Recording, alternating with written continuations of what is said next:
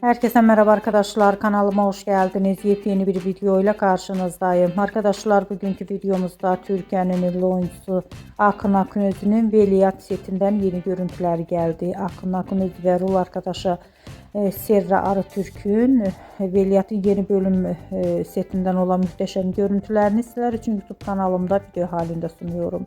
Umarım beğenirsiniz. Arkadaşlar, videomu beğendiyseniz kanalımı izlemeyi ve bildirim butonuna basmayı unutmayın.